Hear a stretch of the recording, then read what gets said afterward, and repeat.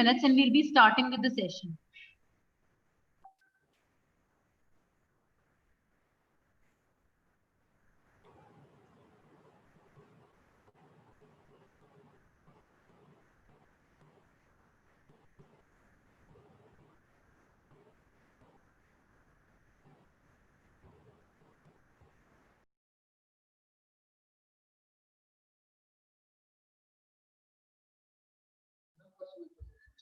I would like to share a few general instructions for all the participants.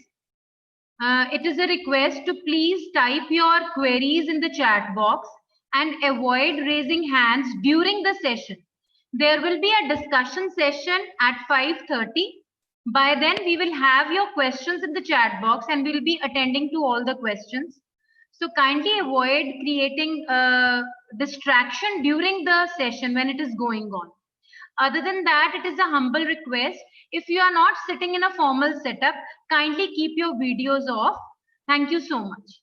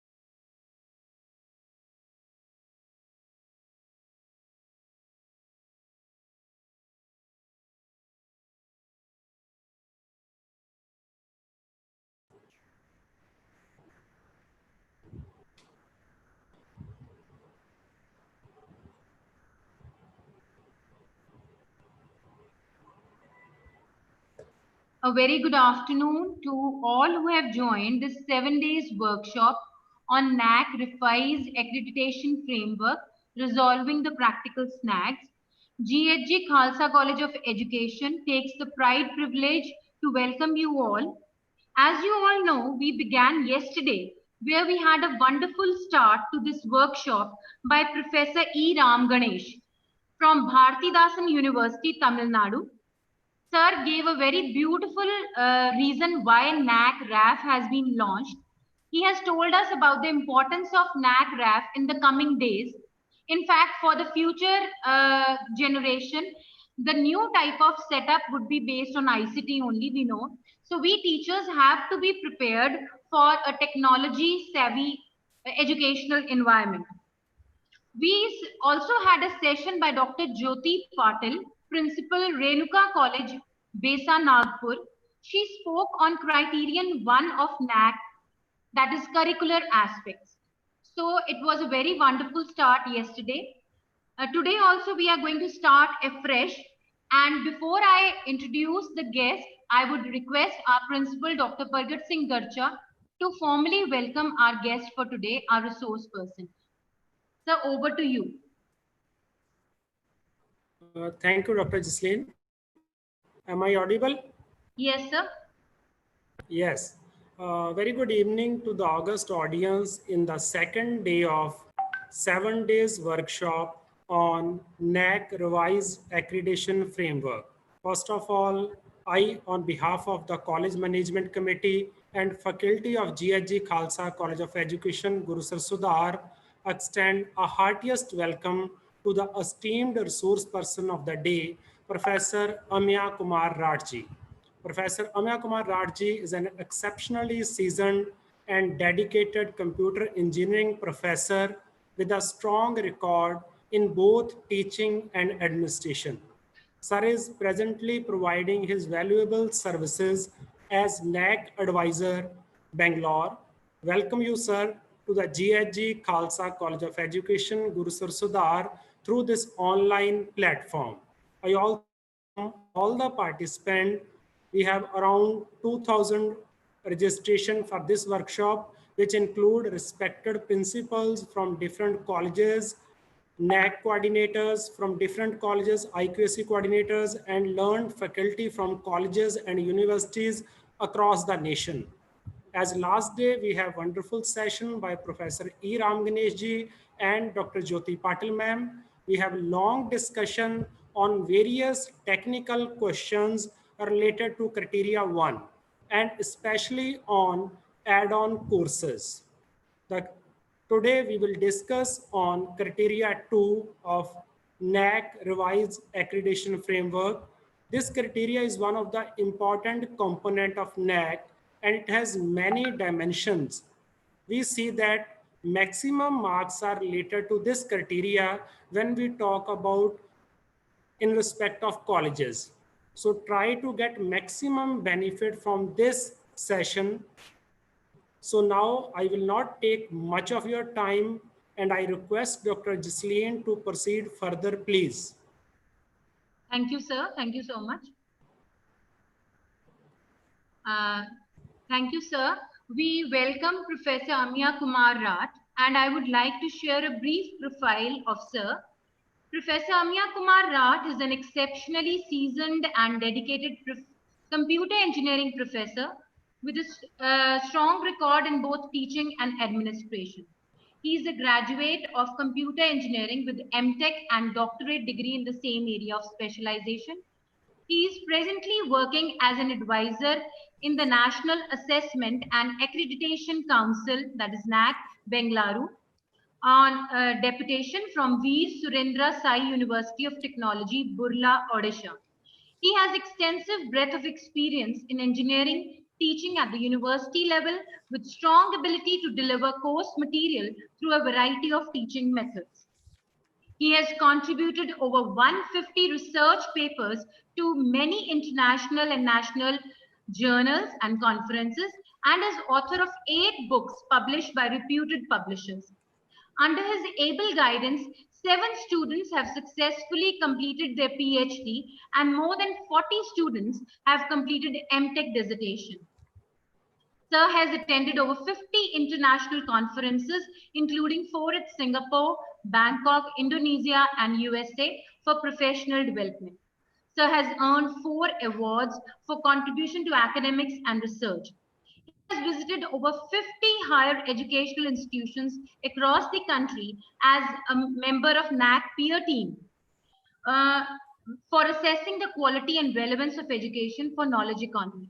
So we are indeed very grateful to you so that you have spared your valuable time and joined us in this session. And sir will be deliberating today on the second criteria, that is teaching, learning, and evaluation. So we welcome you on the behalf of the management, principal, and faculty. And we hope today will be a great learning experience with you. Over to you, sir. Thank you very much, Dr. Jasleen Kaur, for a nice introduction. Dr. Pargat Singh Garcha, Principal of G.H.G. Khalsa College of Education, faculty members, management, and other supporting staff and members who are present in this meeting today. Let me share my slide. I will talk on criteria 2. Criteria 2 is very important because criteria 2 is teaching, learning, and evaluations. This is very important. More weightage for teaching, learning, and evaluations. I'll start with my presentation. My presentation will go like this. I will talk about teaching, traditional teaching and modern concept, teaching, learning, why there is need of change.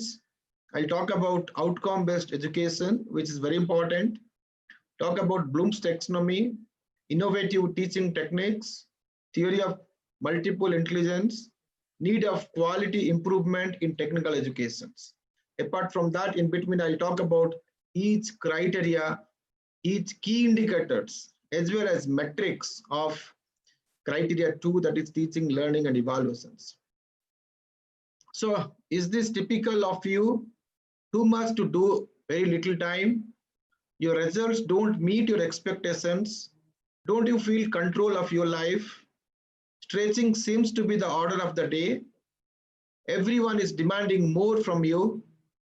When you don't feel excited, succeeding in one area of life but failing in others, feel consumed by crisis, passion is overtaken by deadlines. But take a pause. If you had unlimited time and resources, sufficient time, sufficient resources, what would you want and do? Recognition, peace of mind, good health, security, wealth, happiness, travel, spiritual matters, family, friendships, giving time to friends, free time, acquiring more knowledge, and close relationship with people. Thinking is progress. Non-thinking is stagnation of individual, organization, and the country. Thinking leads to action. Knowledge without action is useless and irrelevant. Knowledge with action converts adversity into prosperity. Always our President, ex-President Dr. APJ Abdul Kalam used to say, the best brain of the nation may be found on the last benches of the classroom. These are all masterpieces of engineering, because why? See, I'll talk about the importance of teaching learning. These are the masterpiece of engineering. This is a channel bridge over river Elbe and joins the former East Germany and West Germany. It's located near Berlin, opened to public in 2011. Again, look at this. According to Guinness World Records, the world's longest bridge, as of July 2011, with 42.5 kilometers, Jiangzhou Bay Bridge. The structure is supported by 5,000 pillars, open to public in 2011. This is the tallest bridge in the world, 343 meters, 1,125 feet, which is located in France. It is dedicated on 14th December 2004. This is a Boeing 787. It's a development.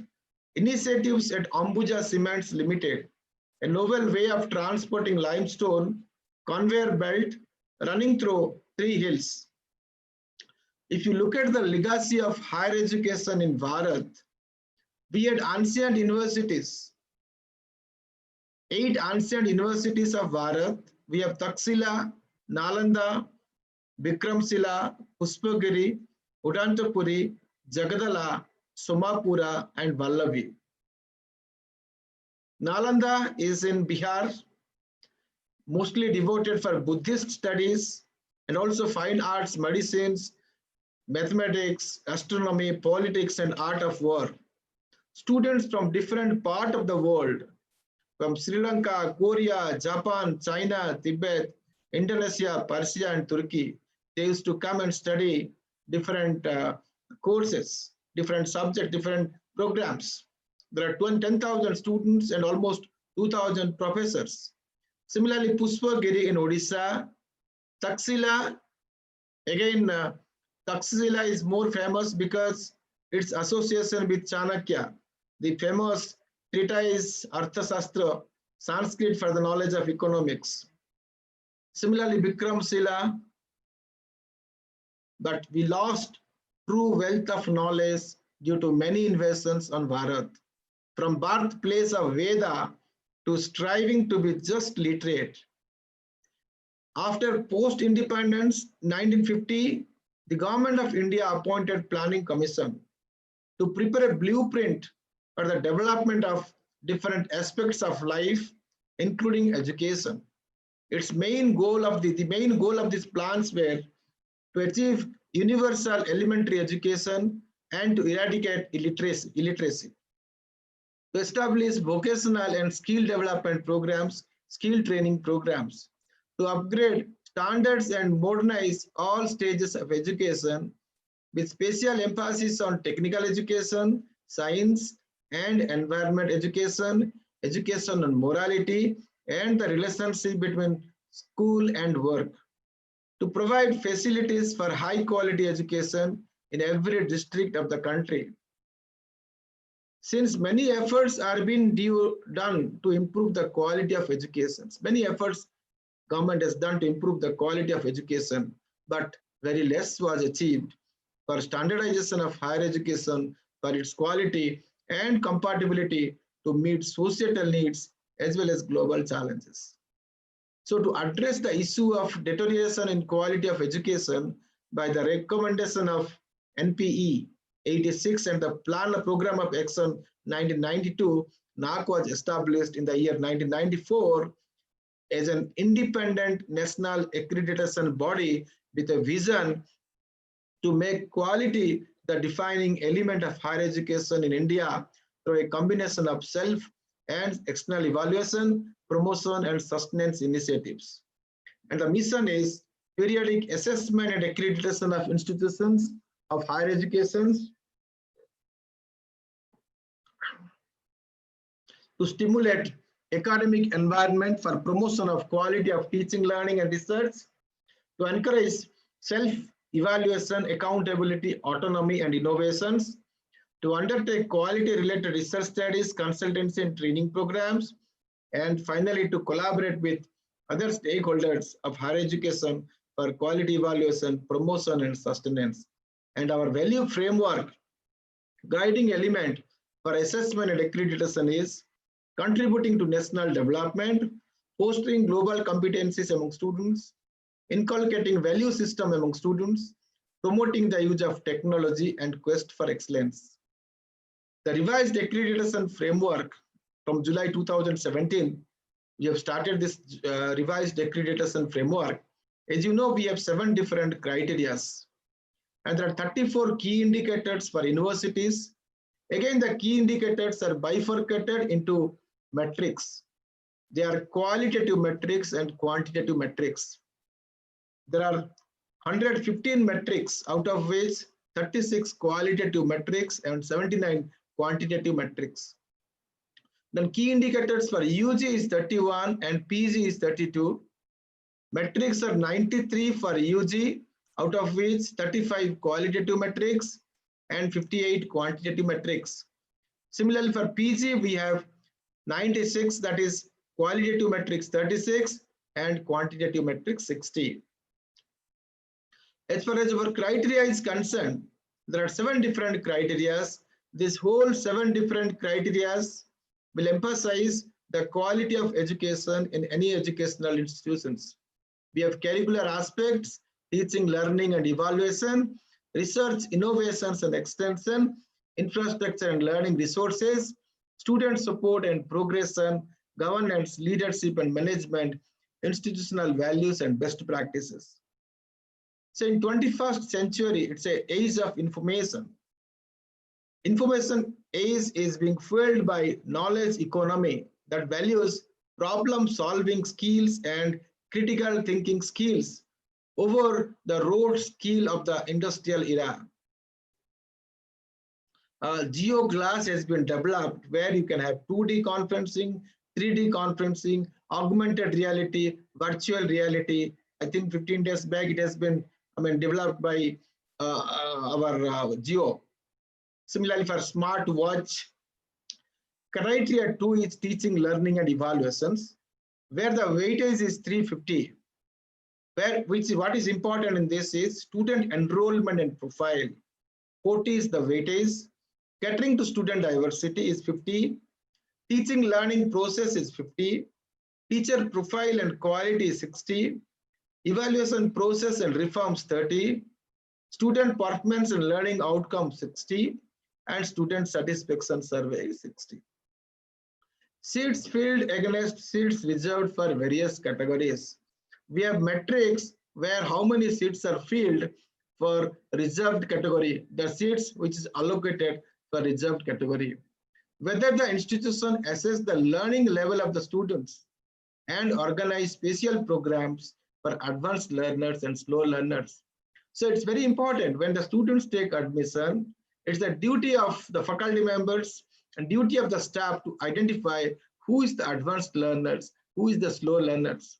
Sometimes you can conduct some small examinations, small interaction with students, or sometimes when a faculty take class or after the mid-semester examinations, you can identify who is advanced learners and who is slow learners.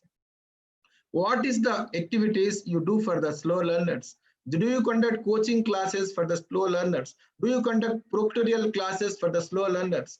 Are you motivating the advanced learners to participate in hackathon competitions, to participate in Skilled India competitions, to participate in seminars and conferences?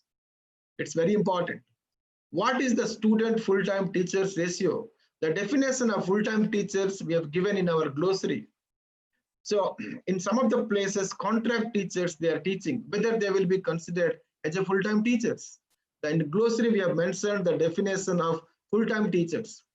Whether student-centric methods are followed, that means experiential learning, participative learning, and problem-solving methodologies. Only the faculty will teach and students will listen. Faculty materials will be transferred from faculty notes to the students' notes will not be sufficient. Students must participate in the learning process. Whether the faculty is motivating the students to participate in the learning process is important. Whether faculty structure the classroom accordingly suit to the need of the students is important. What is the intelligence of a student is important. Faculty needs to identify the intelligence profile of a students. Accordingly, the faculty has to structure his curriculum, structure the classroom situations, which will suit to the need of the students. ICT-enabled tools are you using for effective teaching learning process? Whether you are using this different innovative teaching techniques like multimedia and animations, games, snacks and ladders, demonstration, seminar, role play, group discussion, case studies, and brainstorming. Similarly, quiz, word puzzle, and use of information and communication technology.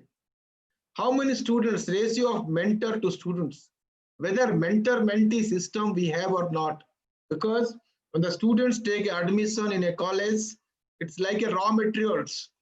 Like if you compare with the manufacturing organizations, like raw materials. And output is your finished products. Output is employability of the students. And in between the 3 years or 4 years, whatever they will spend in a college or in a university is nothing but processing. If they have processed well, then only you get a finished products. Then only they will be employable. Student will be employable. That's very important. So the mentor-mentee system is, suppose a mentor will act like a guardian of the students. The mentor will understand. So students will close with the mentors.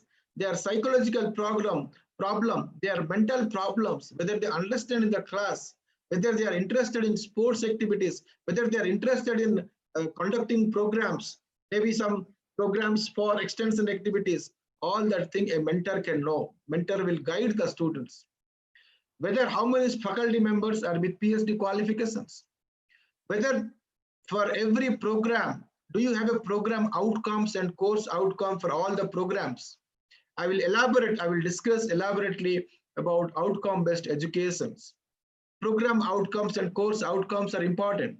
Attainment of program outcomes and course outcomes are important. Mere defining course outcomes and program outcomes will not be sufficient, but what is the attainment of program outcomes and course outcomes based on the target level? What is the target level you've set? Whether you have attained the target level or not, attainment of program outcomes and course outcomes. What is the average pass percentage of students? The average pass percentage of students. Online student satisfaction survey we will conduct. NAAC will conduct online student satisfaction survey, directly sending the link to the students. Look at this. When I'm saying 2.3.1, 2.3.1 is 2 is criteria number, 3 is key indicator number, 1 is metric number. 2.3.21. 2 is first 2 is teaching, learning and evaluation, that is criteria number. Dot 3 is teaching, learning process. Dot 3 key indicator. Dot 1 is metric. What is this here? Qualitative metrics. Qualitative metrics, I named it as QLM. Student-centric methods such as experiential learning, participative learning and problem-solving methodologies are used for enhancing learning experiences.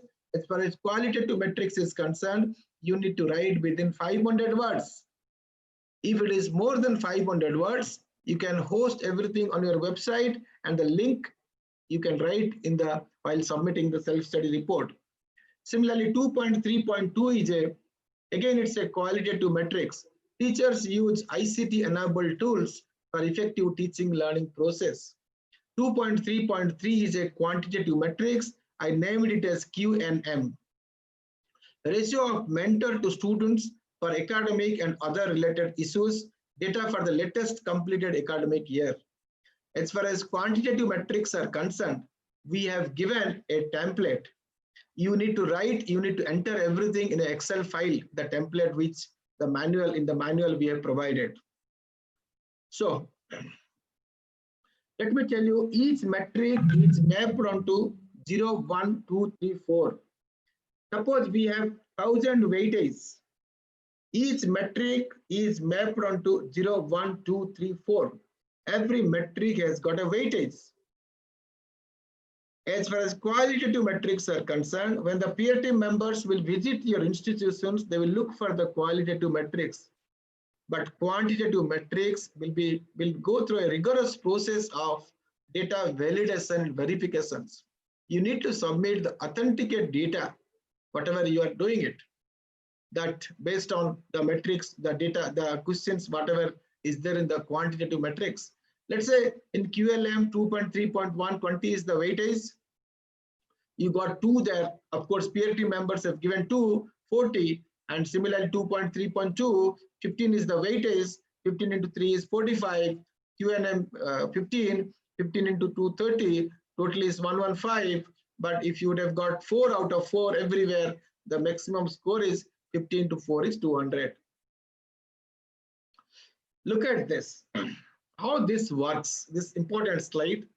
Institute integrates cross-cutting issues relevant to professional ethics, gender, human values, environment, and sustainability into the curriculum. 10 is the weightage. This is a qualitative metrics, QLM, and peer team members will look into it, peer assessment.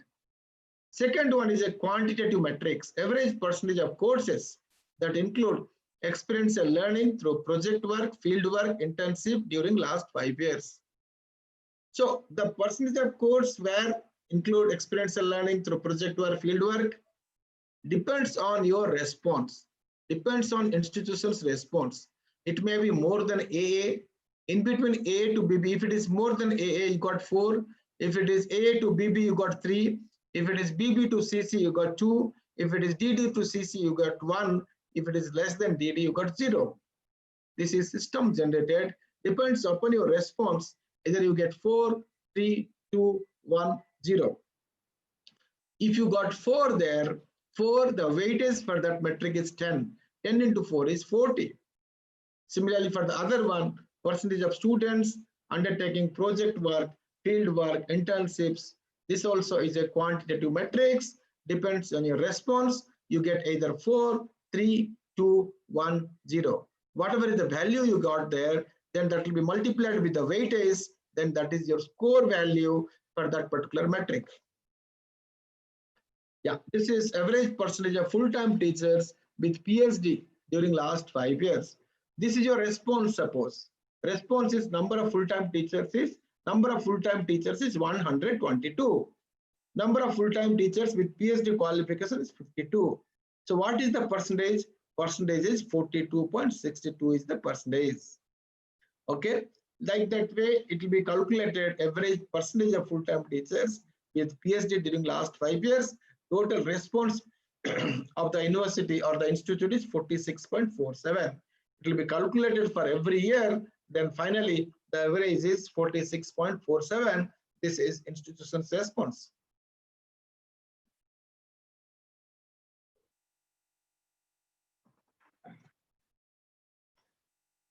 See, when we talk about teaching, learning, find out what is the pre-technology education context.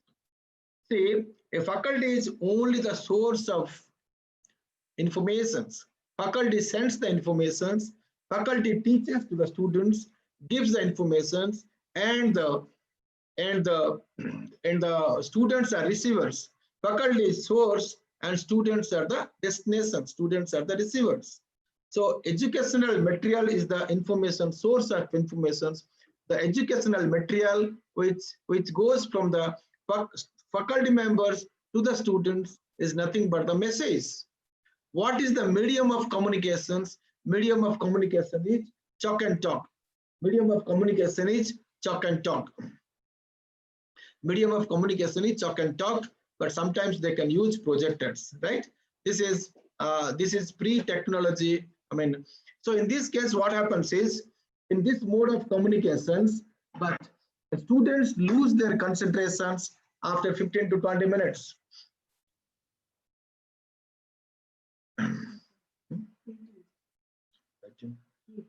Right. So students lose their concentration after 15 to 20 minutes, right? See, traditional teaching methods is teacher delivers the lecture content and the students listen to the lectures. Mostly the learning mode is passive learning, and the learners play a little role and the learners play little part in the learning process. It has been found that the conventional lecture approach in classroom is of limited effectiveness in both teaching and learning. So evaluate, see, the purpose is evaluate the traditional methods of teaching as well as multimedia teaching methods. Teaching must include two major components, sending and receiving of information. But important is how you send the information, how students are receiving the information is most important. Any communication methods that serve this purpose without destroying the objective could be considered as innovative methods of teaching. See, it's not only sending the information from the teachers to the students, but how students will remember it, understand the information, and apply somewhere or analyze it, or that they will retain the concept for a long time. That's very important. Benefits of innovative teaching method is improved learning process and strengthen the governance. Traditional teaching is an act of imparting instructions to the learners in the classroom situations. Modern concept is to cause the students to learn and acquire the desired knowledge, skills, and also describe ways of living in the society. Thomas Green says, teaching is the task of teacher which is performed for the development of a child. Similarly, teaching is a relationship which keeps the child to develop all its powers. The traditional technique is talk and talk. Of course, most of the time students are maintaining silence. Earlier, teacher was the only source of information and students are listening. Most of the time, the common word is silent. Students are maintaining silence. So key challenges are global knowledge-based economies, population, broaden access, increased flexibility, widen student engagement, motivation for staff and students, cutting cost, remaining innovative and relevant, redesigning of traditional courses, quality, pedagogical approach, research-led teaching, assessment-based learning, and global knowledge-based economies. But the current trends are different expectations, motivations, skills, and learning models, growing demands, corporate educational providers, lifelong learning, role of the university socially and economically, globalization, qualification frameworks, curricular frameworks, the nature of the universities. Teachers are the architects of our nation, for it is we who are preparing the students, learners for the world of their future. We teach a subject not to provide little living librarian on that subject, but rather to get a student to think for himself, to consider methods, to take part in the process of knowledge getting. Knowing is a process, not a product. See, we must help the students to connect new ideas. Already they know the concept, but how to connect new ideas to what they have already known. Construct the new knowledge, apply new knowledge in ways that are different from the situation in which it was learned. There is a shifting from teaching to learning, shift focus from intentions to results, and shift focus from isolation to collaborations. We talk about collaborative learning, we talk about participative learning. Learning by doing, learning through experience, learning through observations, learning through adding and guiding methods. So if you talk about different styles of teaching, what type of information is emphasized? Whether giving the concrete informations like facts, figures, data, observable phenomena, or abstract like principles, concepts, theories, mathematical models. What is the mode of presentation that is being stressed? Whether you go for visual presentation like pictures, diagrams, films, demonstrations, animations, or verbal presentation like spoken words and written words. What is the presentation? How is the presentation organized? Whether it's deductive presentation, that means start with the fundamentals, proceed with the applications, or inductive, like start with the applications and proceed with the fundamentals. What is the mode of students' participation is facilitated? Whether you provide active participation of the students involved in participation in the learning process, like talking, moving, group discussions, solving problems together, and so on, or there is a passive teaching methods like student will act as a mute listener, spectator. What is the type of perspective is provided on the information presented? Sequential, step-by-step progression, or global, that is content and relevance are provided. If you talk about learning, learning is inputs and outputs and black box. Inside black box, what's happening inside black box? Inside black box, we have learning. So learning cycle is to create a meaningful learning instruction has to be adapted to help the students become aware of their prior knowledge, work cooperatively in a safe, positive learning environment, compare new ideas to their prior knowledge. So suppose if I tell you, if you use watch in the left-hand side, please change it to the right side and vice versa. If you do that, is it comfortable? If you change your positions, so like I'll give you simple examples. When we are talking online, I'm sure no faculty members, initially they felt comfortable, but throughout the world, they are forced to use virtual learning. They are forced to use e-learning. They are forced to use digital platform like this. Slowly we have accustomed. Slowly we have accustomed just sitting in the room and talking in front of a laptop. We all have accustomed to it. When the students are listening, they all have accustomed to it. Is it comfortable? I'm going to ask, because doing something new can be embarrassing. When initially we started giving presentation in front of laptop without knowing who is listening, who is not listening, it's simply embarrassing. Change is not very comfortable. Change involves unlearning. Change involves relearning. Unlearning, learn, unlearn, then relearn. Change can be incorporated through acceptance and perhaps a little practice. I'm sure most of you are practicing for last 5 months, teaching to the students using this platform. Then all of them are accustomed to it.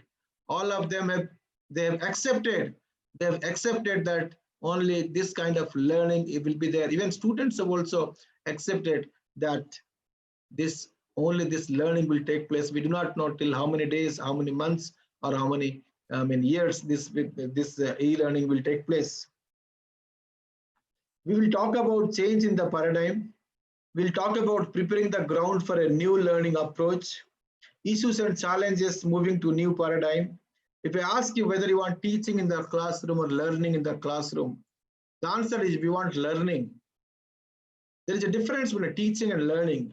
In my subsequent slides, I will tell you what is teaching and what is learning. If I ask you whether you want passive learning or active learning, the answer is we want active learning.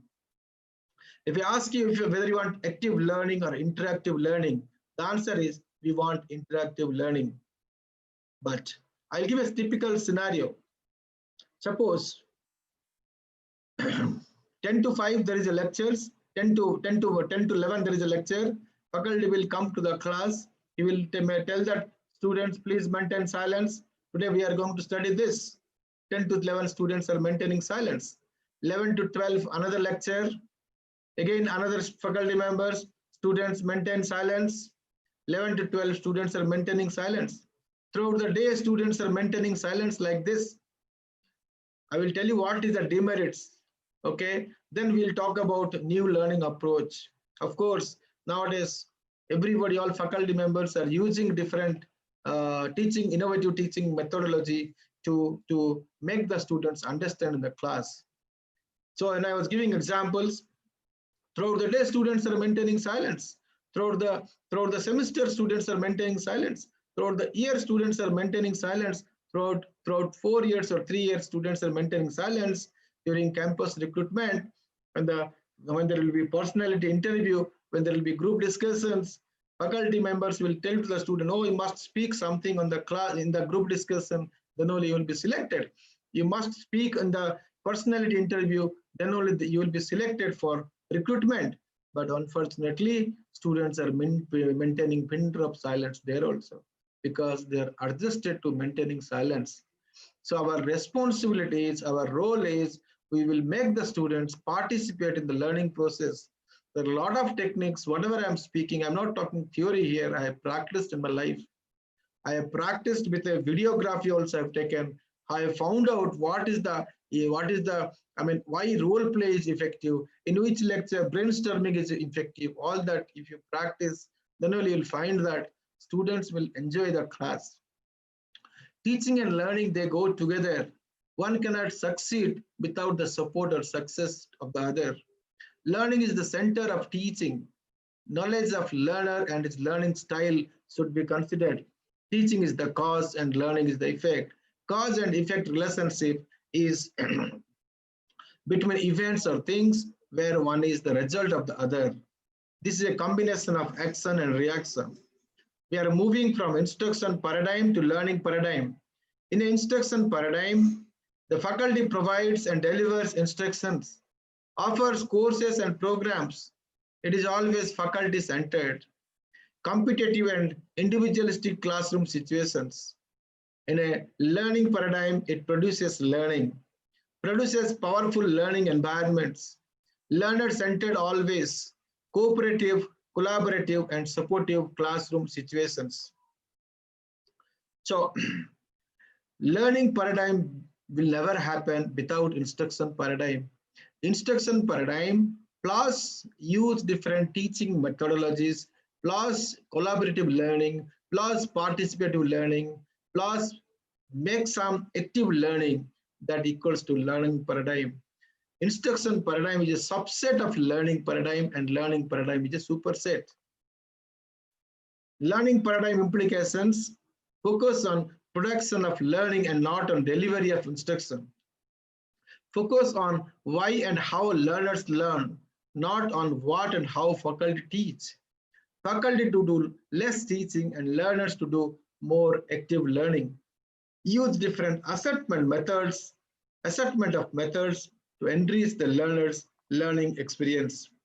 Change is possible only when I look at the issue, only when I change the way I look at the issue. Change is possible only when I change the way I look at the issue. The way we have changed from face-to-face teaching to online methods of teaching, similar way will change. Employability of learners. What are the employers' expectations from the learners? What can we do in the college classes that will make them more employable?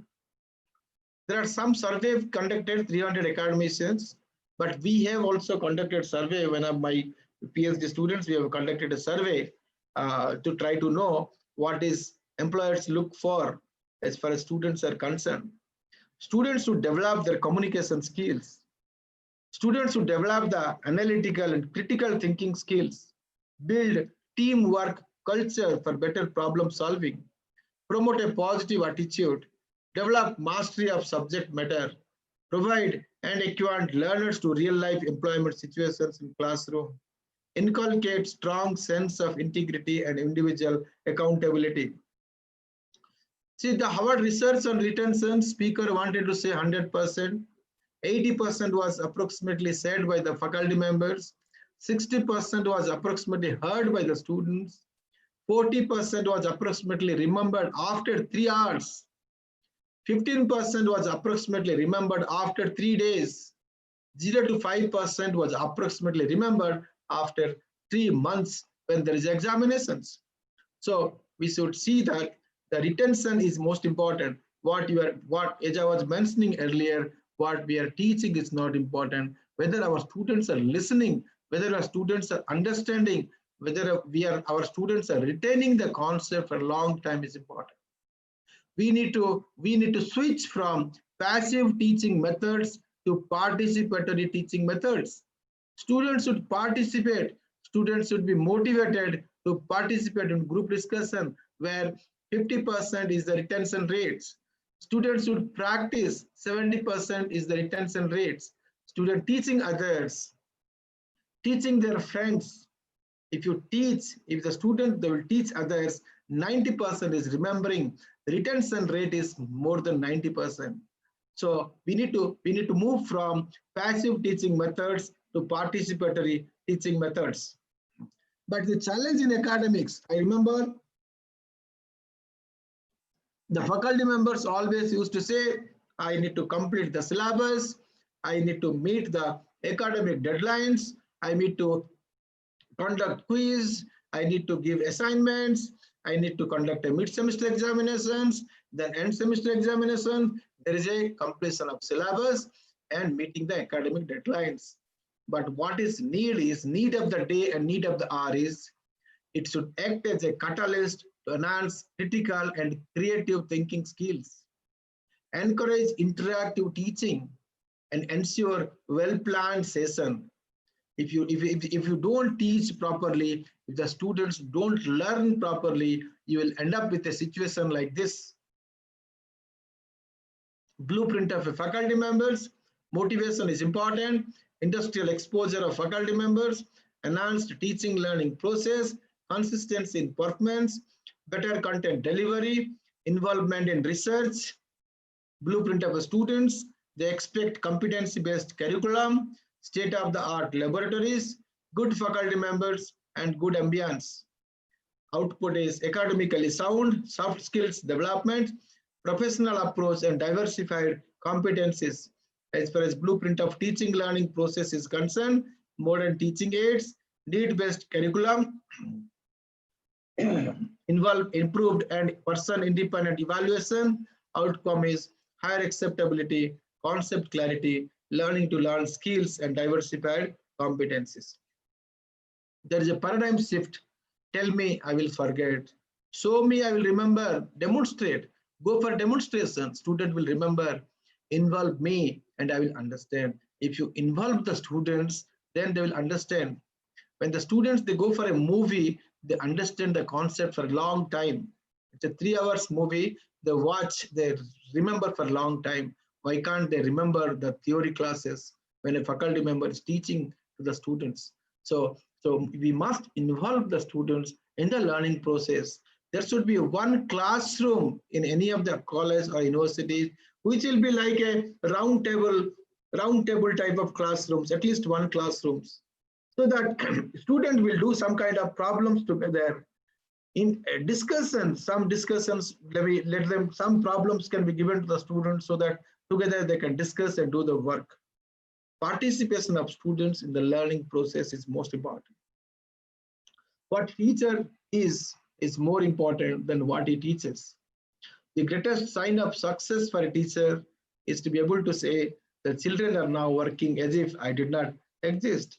Maria Montessori, Italian physician and educator, best known for the philosophy of education. Micro teaching, cycle, plan, teach, feedback, take feedback, replan. After taking feedback, replan, reteach, and take re-feedback. The cycle will go on continuously till students retain. Phases: micro teaching, knowledge acquisition phase, skill acquisition phase, and transfer phase. If you look at our manual,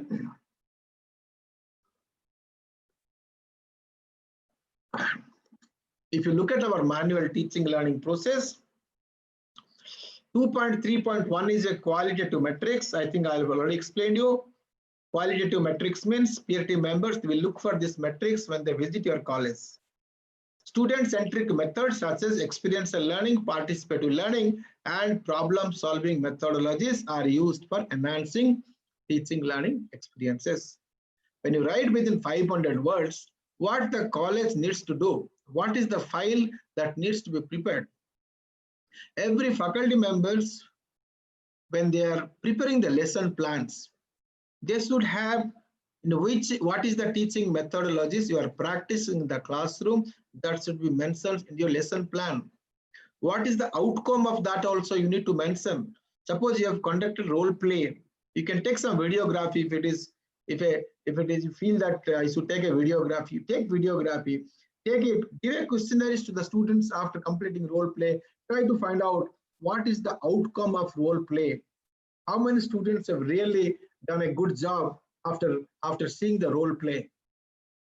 Okay, this student-centric methods, this faculty diary, or you can say class course diary, every faculty member should have a course diary. There they should have a lesson plans,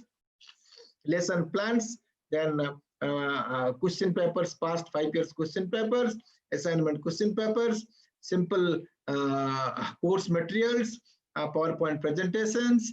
They should have simple assignment papers and program outcome, course outcome, attainment, all those things they will have in their class diary. The complete book, they should have it, complete file, they should have it in there, and they should mention the kind of learning the innovative teaching techniques they follow in their class.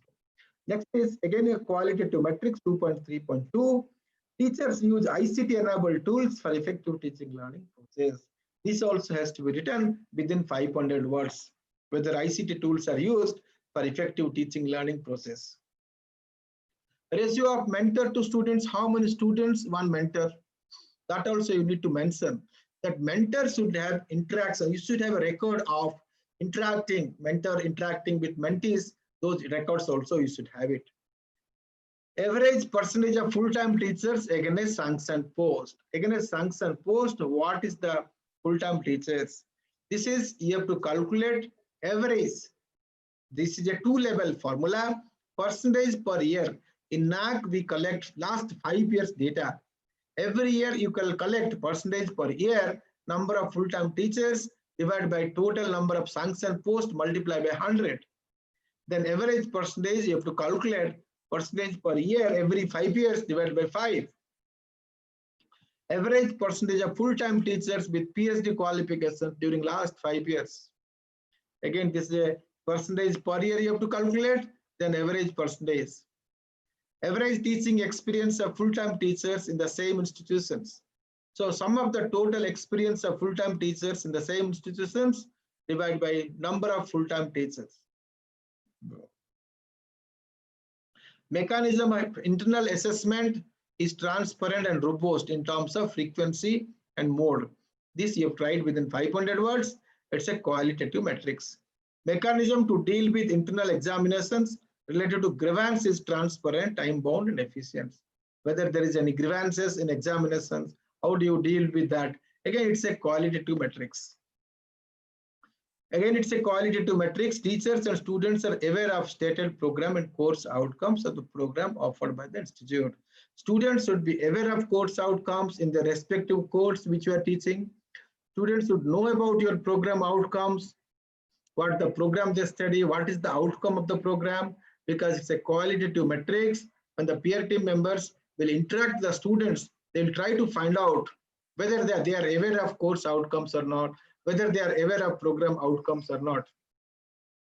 Simply mere knowing program outcomes and course outcomes is one part of story. Another is, as I was mentioning, attainment of program outcomes and course outcomes evaluated by the institute.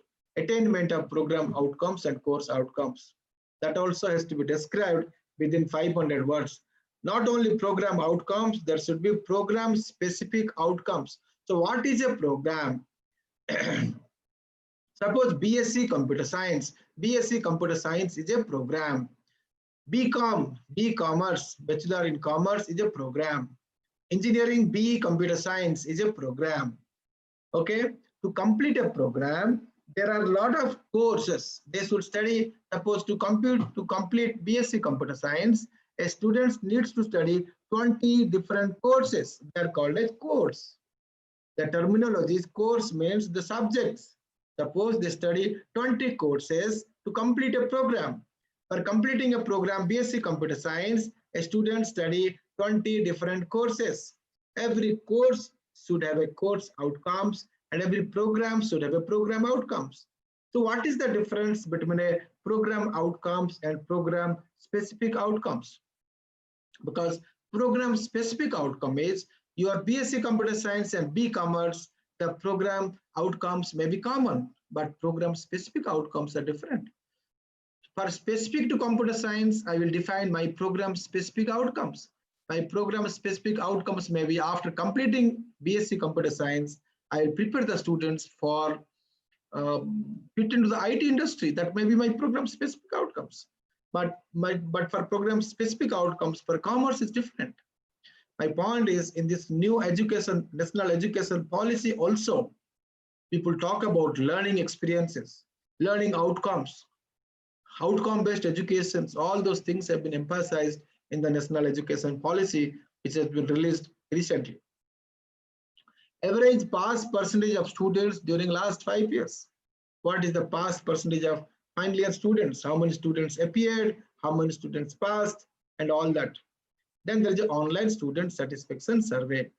Online student satisfaction survey, as I was mentioning, NAAC will directly conduct online student satisfaction survey. Those questionnaires are already given to you. It is then in our website. You can look at the questionnaires. There are 20 questions, objective questions, and one subjective questions.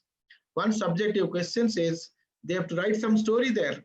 So though that subjective questions will be given to the peer team members when they visit your institute, so that they will get some idea about the institute. So we talk about outcome-based educations. Basically, I will focus on course outcomes and program outcomes and the attainment. Of course, this itself will take a lot of time to explain, but I thought at least preliminary outcome-based education and the importance of outcome-based education, I will try to focus. So outcome-based education will tell you, it will give a clear picture of what is important for students. Everybody look for what is important. If I study this, what is important for me? If you know that what is important for the students, accordingly you can organize the curriculum. Accordingly, you can organize the delivery mechanism, teaching learning process, and you can organize the assessment methodologies. If the curriculum, delivery, and assessment, they go hand in hand, they go together, then you find that learning happens. First of all, we have understood what is important for the students. Second is to fulfill my objectives, I have organized my curriculum, I have organized the delivery mechanisms, and I've organized the assessment. If I do that correctly, then I'll feel that the learning, surely learning happens. In outcome-based education, what is important and should be able to do? It is curriculum. How to make the students achieve the outcome. What is your outcome-based learning and teaching, and how to measure what the students have learned, what is the student achieved. Outcome-based education, outcome-based curriculum, outcome-based learning and teaching, and outcome-based assessment. So key constituents of outcome-based education, you can look at it, every institution has their own vision and mission. Then the program educational objectives, then the program outcomes, then comes the course outcomes. If you go below the line again, there will be unit outcome, there will be module outcome. And when you define your program outcomes, you should look at what is the graduate attributes, because graduate attributes means, as I was mentioning earlier, raw material, you make it a finished product. The processing is 3 years time is given, 4 years time is given for processing. Program is after completing the program, what is the knowledge, skills, attitudes, behavior students should possess. That is your graduate attributes. That is your program outcomes, right? We should know after completing the program, what is the knowledge, skills, behavior, attitudes students should possess. Based on that, we should write our program outcomes. Program educational objectives describe the expected achievements of graduates in their career. Not only program outcome is at the time of graduations, what is the knowledge, skills, and behaviors and attitudes. Program educational objective is not only after completing the program, 3 to 5 years after graduations, that is program educational objectives. Look at this, I will read it out. Program educational objectives address the graduates' attainment within 3 to 5 years after their graduation. Program outcomes describe the abilities to attained by the students before they graduate. Before they graduate is program outcomes, and graduation after 3 to 5 years is your program educational objectives. The program outcomes are formulated based on the program educational objectives. So, see, whenever you are defining course outcomes, program outcomes, your syllabus should mention that in the faculty room, HOD room, it should be mentioned what is the program outcomes, course outcomes. Student website, it has to be mentioned in the website. Students should aware of the course outcomes. Students should aware of the program outcomes and program educational objectives, as well as the vision and mission of the institute. Students should aware of what is the vision of my institute, what is the mission of my institute, how I am trying to fulfill my vision. So program outcome is expected to know and be able to perform by the time of graduations, as I was mentioning, skills, knowledge, and behavior attitudes. Right? At the time of graduations, what is the skills, knowledge, behavior, and attitudes? So teacher needs to develop a repertoire series of teaching strategies owning to differences in students' needs and learning styles.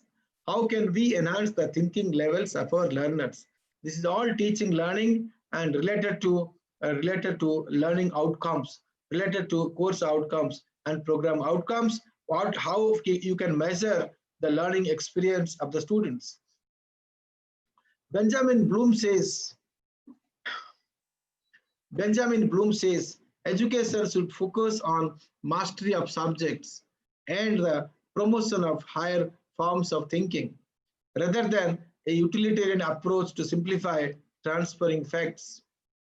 So that means it says how to take a students from low order thinking to high order thinking. What is low order thinking? Remembering, understanding, applying, analyzing, evaluating, and creating. Remembering, understanding, applying, analyzing, evaluating, and creating. It is the duty of faculty members to take a students from remembering up to creating. I'll give a simple examples. So let us look at this slide. This is called as higher order thinking skills. This is low order thinking skills to higher order thinking skills. Remembering, understanding are low order thinking skills. We need to take a students from remembering, understanding to applying, analyzing, evaluating, and creating. I've taken a simple examples. Don't worry about it. What is this? But try to understand what I intend to explain. You have to start by suppose I've taken engineering examples. State Ohm's law. Ohm's law is a very popular law in electrical engineering or basic electrical engineering of your engineering disciplines. I've taken another examples from physics, but still this is this you can look at it. It's nothing so great that you will not understand. Remembering state Ohm's law without understanding, student will explain, oh, Ohm's law is this. If you have seen Three Idiot movie Three Idiots, you can understand. If you have seen the Three Idiot movies, you can understand what is importance of understanding instead of mugging things and explaining. Understanding is understanding is what is I equals to B by R. Without knowing, just if you remember, it will not help. If you remember, it will not help. What is I equal to B by R? I equals to current, B equal to voltage, and R equal to resistance. Can you explain what is I equals to B by R with a picture? Similarly, apply Ohm's law for solving a simple problem. Similarly, analyze. That means a simple circuit diagram is given. What is the current flow in 6 ohm resistors? You can look at it with the 6 ohm resistors. What is the current flow there? That means whenever you are teaching any subjects to the students, tell the students to think beyond the subjects. So I used to tell, whenever you are teaching, see, always the affiliated colleges, they used to complain that university has developed the syllabus. We don't have any role to play as far as syllabus revision is concerned. As far as which topic to be there, which topic should not be there, that's not in our hand. My point of telling this is, you look at the positive side of it. Try to find out every subject, try to have one simple unit which is beyond curriculum, which is beyond the course. That is, do some research in that particular area, try to find out what is the latest technologies that is to be communicated to the students. Try to understand, at least for 4 to 5 lectures, give some latest technology to the students. Forget about whether they will ask in the examinations or not. Ultimately, in my subjects, I want, if I'm teaching a subject, operating system, if it is not there in the book, what is the latest operating system? What are the different types of operating system developed? What is open source technology? What is closed source technology? What is open source? What is closed source? What is the latest development in that area that needs to be explained to the students? If you don't explain that to the students, there will not be any use of learning. Another examples I have taken, not much important. Whenever you prepare your course outcome, it should be student focused, not professor focused. It should not only coverage of courses. It should focus on objectives and outcomes. It should focus on abilities central to the discipline. It should focus on aspects of learning and should be limited in numbers. Like a simple examples, computer applications in business. Let us read like this. At the end of the course, student will be able to apply information technology business. Apply is a verb I have taken from high order thinking of Bloom's taxonomy.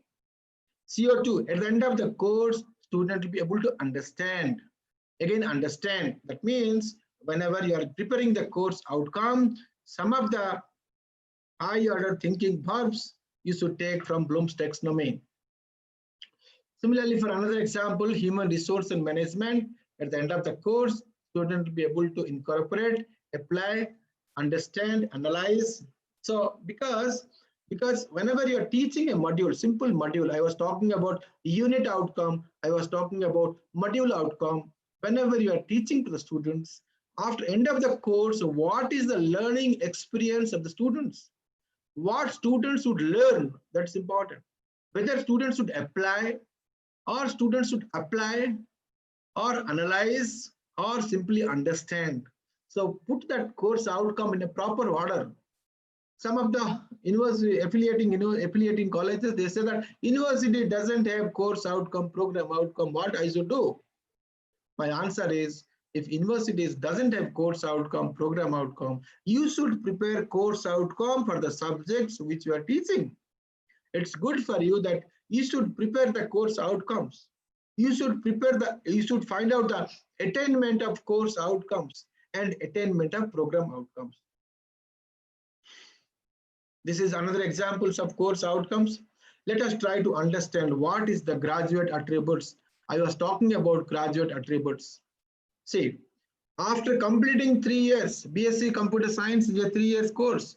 When the student will be completing 3 years, I was mentioning what is the knowledge, skills, competencies, behavior and attitude of the students. Let us try to understand. You tell me whether it will be required or it will not require. After completing 3 years, knowledge of science and engineering and other disciplines specific, problem analysis, design and development of solutions, investigation of complex problems, modern tool usage, responsible to society. I want to be responsible to my contribution to the society. Environment and sustainability, I should protect the environment. Ethics, I should sorry. I should have some professional ethics. I can work individually as well as I can work in a team, individual and teamwork. Communications, I should communicate properly. If I am a team leader, I should communicate properly to the members of the team. Whatever I want to communicate, I should communicate properly. Project management and finance, handling the finance, project management and lifelong. I should be a lifelong learners. These are the graduate attributes students should possess after completing a program. Based on these graduate attributes, I have defined the program outcomes.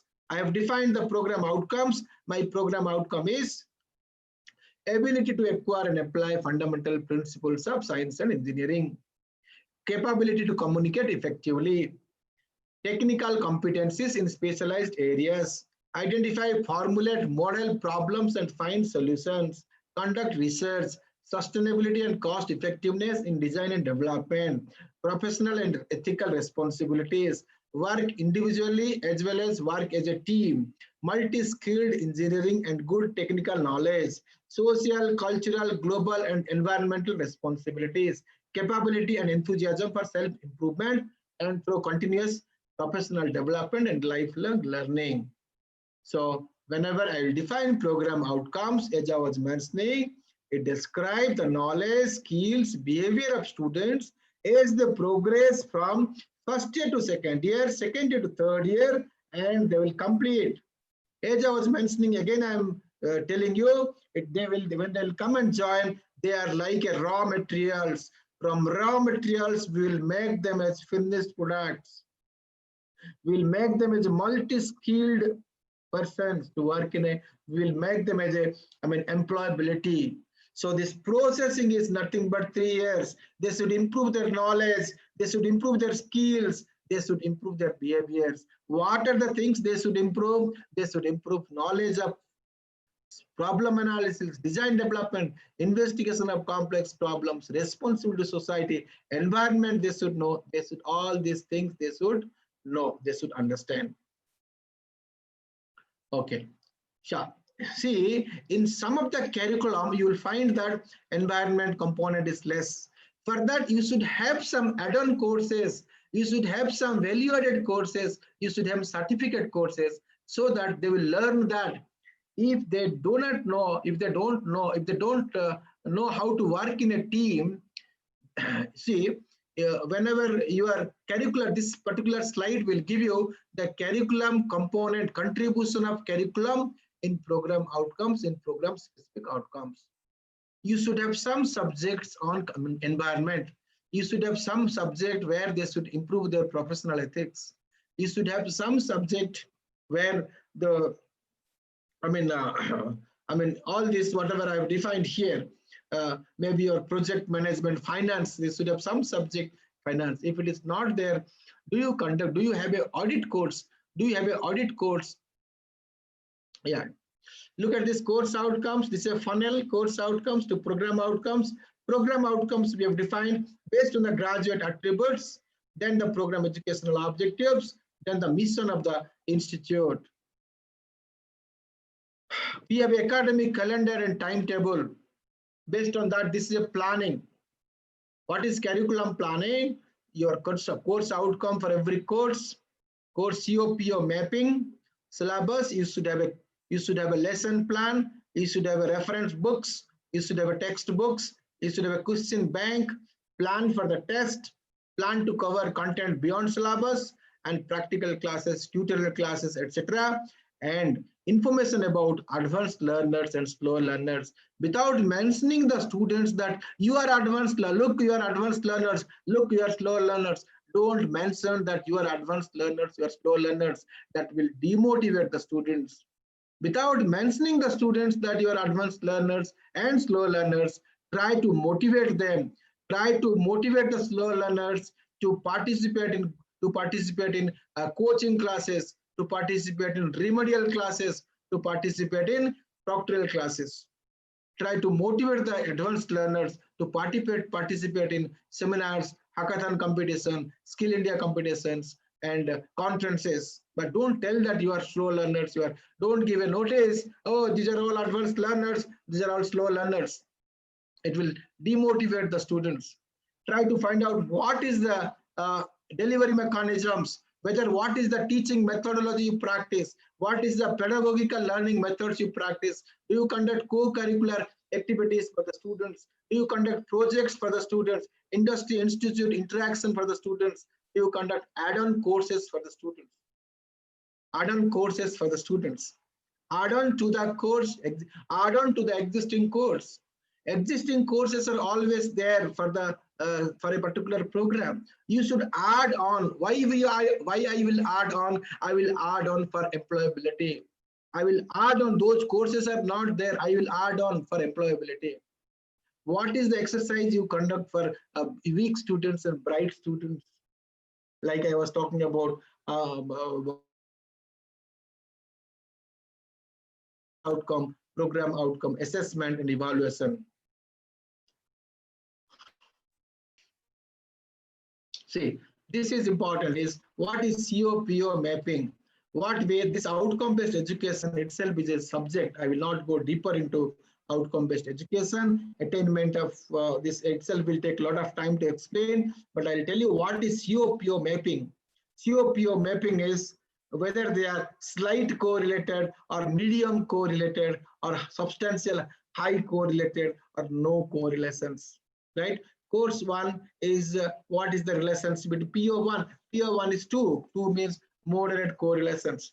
Similar table you can prepare for program specific outcomes also. Program specific outcome is beyond program outcomes. This is specific to a particular program. This is 2 to 4 in number. See, whenever your assessment tools, I was talking about 3 things if you remember. What is important for the students? Then I will organize my curriculum, I'll organize my delivery mechanism, and I'll organize assessment methods. If you do that, then only learning happens. Whenever, what is assessment methods? I will find out whether I am going for a direct assessment tools or I am following a indirect assessment tools. What is direct assessment tools? Direct assessment tool is my mid-semester examinations, my quiz test, my assignments, my end semester examinations, they are all direct assessment tools. I'll have to go for a rubrics. Then indirect assessment tool is course exit survey, program exit survey, alumni survey, employer survey, industrial survey, employer survey, parents feedback. They are all your indirect assessment tools. So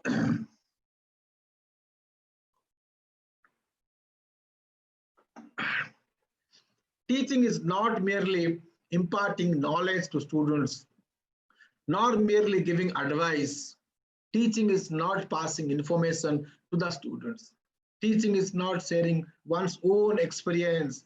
Faculty will come and will tell own experience. That's not teaching. It is establishing a harmonious relationship between teacher, student, and subject. Teacher, student, and subject, harmonious relationship. Students should like a subject, that's important. Teaching is the activity of facilitating learning. When I was talking about interactive learning, facilitating learning. More talk, less opportunity to express. More emphasis on memory level thinking, more informations and less explanation. This is a simple figure from the movie Three Idiots. So we may not be suggesting something that is very new. Some of these methods are already in place, maybe due to our individual efforts. Innovative teaching methods are relevant for all types of courses. Multimedia animations, as I was mentioning, games, snacks and ladders, demonstrations,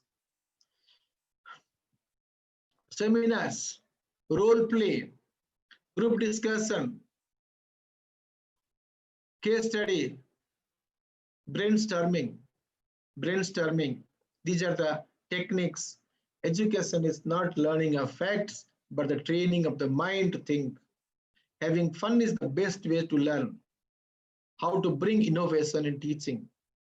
Role play strength is interpersonal skills will improve, communication skills, conflict resolution, develop insights and group decision making.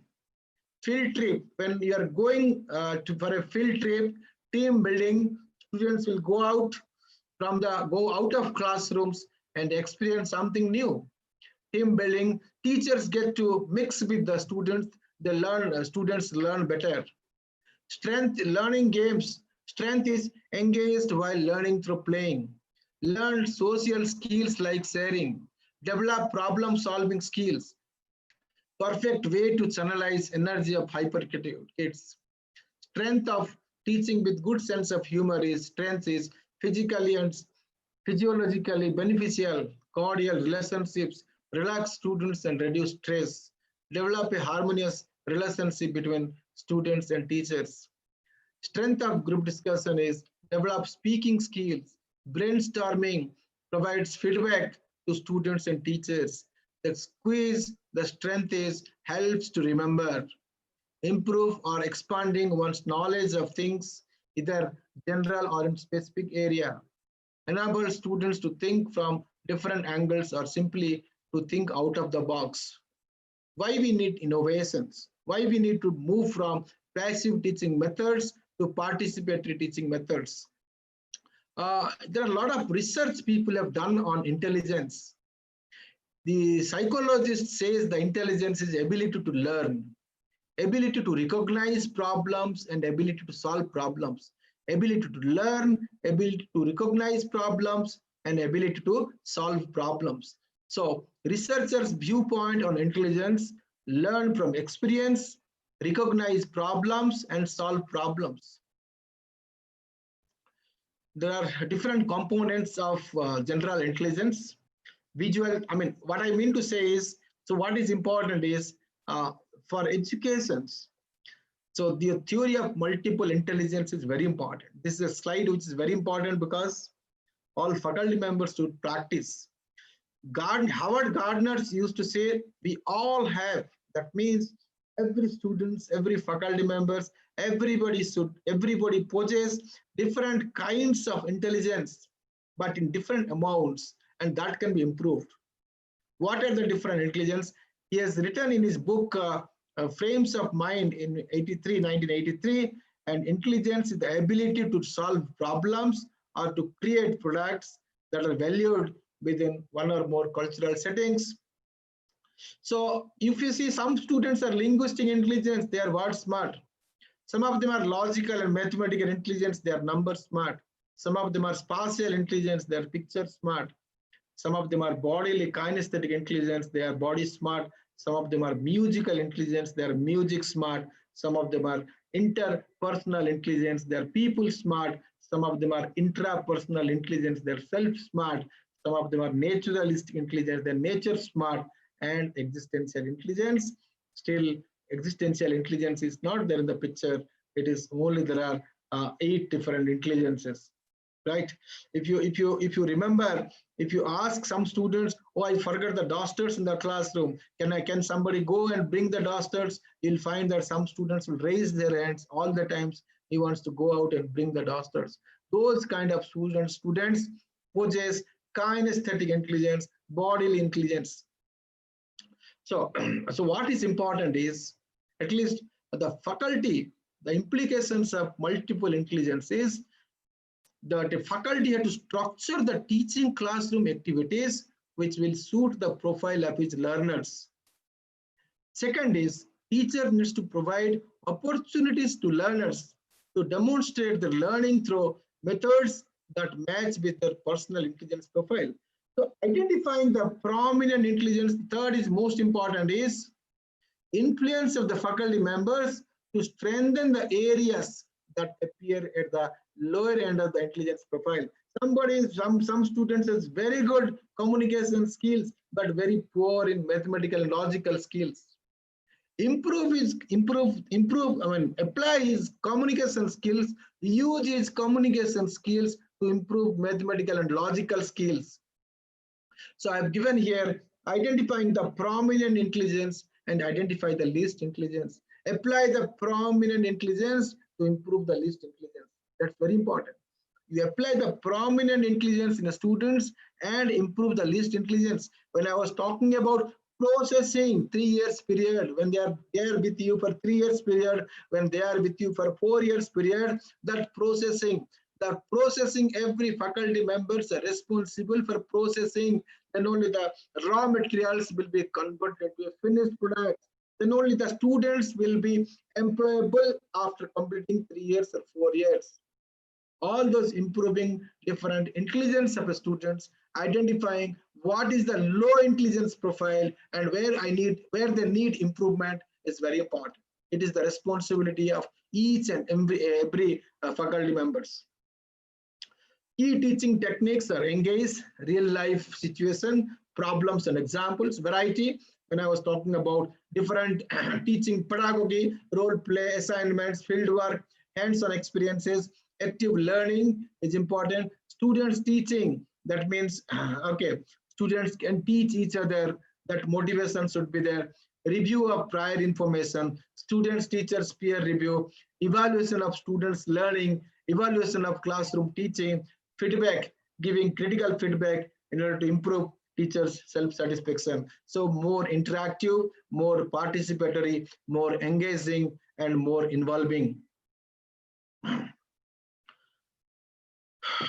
Expectation from future students or future engineers, you can say, know everything, do everything, work with anybody and anywhere, imagine and make it a reality. Again, let me read out: know everything, do everything, work with anybody, anywhere, imagine and make it a reality. So if you talk about a quality is nothing but delighting the customers in total by meeting their needs and expectations. Quality has become recognized as the key factor in determining long-term success and survival. Recognize quality in terms of institutions, faculty, and students. Students look for high-ranking institutions, good accreditation status, prestige, reputation, public perceptions, attraction, retention of faculty, quality faculty and students, center of excellence, and excellent physical facilities. Excellent teaching faculty is concerned, excellent teaching performance with satisfactory feedback of students, good industrial consultancy, sponsored research, patents, good research publications, organization attendance of good number of conferences, workshops, seminars, expert lectures, awards, fellowships, peer respect and recognitions for proper publications, patent publications, good mentors and counselors for students. As far as student is concerned, look for good educational experiences, good academic ambiances, value addition, good employability, high reputation, prestige. So students, staffs, faculty, organization, parents, society, all have stakes in the quality of education being delivered by the educational institutions. They are all stakeholders. They are all stakeholders of the institute. Parents and students are input customers. Faculty and staff members are transformation customers. Corporation, industry, and society constitute output customers. Students are treated as customers in the higher education. Faculty needs to be updated in latest technology, updated syllabus, keeping pace with the technological scenario of the world. Project-based learning, more emphasis should be given to practicals. Every theory should be linked with practicals. Yeah, this, yeah. What is the strength of the institute? E-learning facilities, good internet connectivities, networking, good IT infrastructure and physical infrastructure, industry institute interactions, teaching community, teaching methodology and teaching effectiveness, well-defined curriculum design, planning and periodic review of policies, quality mindedness, multi-skilled and flexible personalities, training and placement facilities. Weaknesses, institutional relation, human relations, mutual distrust, age and experiences of faculty members and staff, age of laboratories, soft tools, equipments, work culture, competitive employment, participation, involvement in teamwork, teaching learning satisfaction, coordination of development cell, equip work, etc., management styles. Opportunities is new course and curriculum, employment demand characteristics, government policy changes, distant education, community services, industry institute interactions, improved quality, motivation and communication, potential alumni. Threats or challenges are design of new course and curriculum, new features in current subjects, fund and internal revenue generation, institutional sickness, finance and operational cost, change of government policies, etc. Needs of the students are excellent faculty members, infrastructure facilities, practical orientation in teaching, modern teaching aids, state-of-the-art syllabus, modern and well-equipped library, strict adherence to schedule, better job opportunities. Yeah, education is not learning of facts, but the thinking of the mind to think. Yeah, this is all something, okay.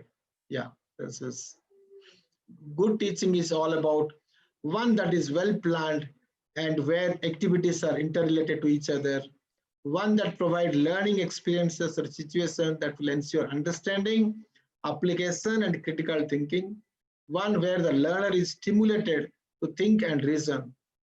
What makes a good teacher? Enthusiasm, eagerness, preparedness, punctuality, support, and so concern for students, consistency, politeness, firmness, and control, provides personal help. Do not criticize students and lose their face. What makes a good teacher? To be humble, fair, use variety of learning activities, has a sense of humor, allow funniness and jokes. Do not teach from a sitting or leaning position. Good interpersonal relationships with students. Employ an effective delivery methods. Keep accurate records of work completed, attendance, test results, and students' grades. Innovation teaching conclusion. There is no single teaching method that is suitable for all types of learners. As I was talking about multiple intelligences. All these teaching and learning methods are to be used interchangeably.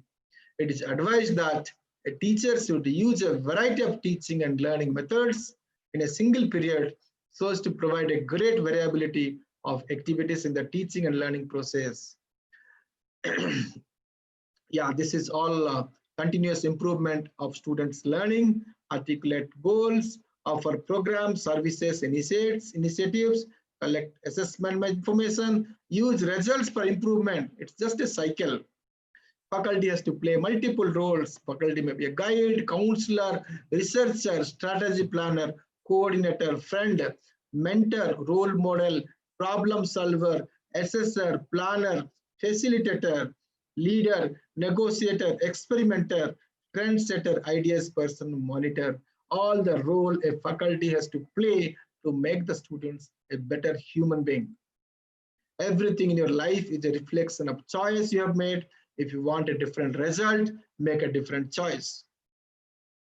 Determining concern. See, always don't try to be reactive, but try to be proactive. What is reactive and what is proactive? Let me read it out. I'll be happy when I have a full establishment. If only I had a boss who was not.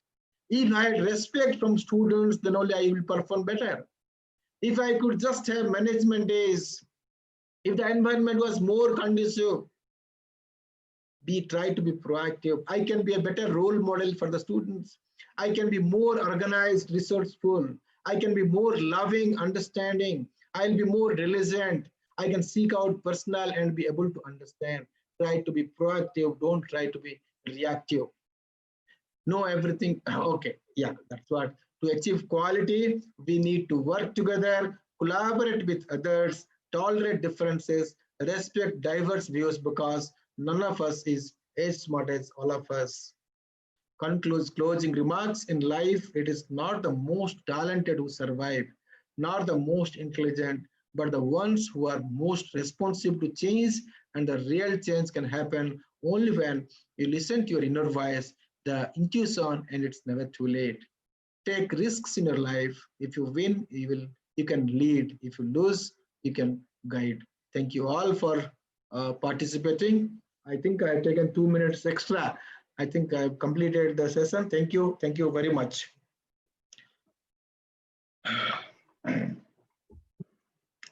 Thank you so much, sir. Thank you, Professor Amya Kumar Rathia. Thank you for the informative session. Sir, if you allow, can we take up questions now? Yeah. Can you give me just 2 minutes break? Yes, yes, sir. Sure. Just 2 minutes. Sure, sure, sir. Meanwhile, I request the participants, if you have any questions, please type them in the chat box.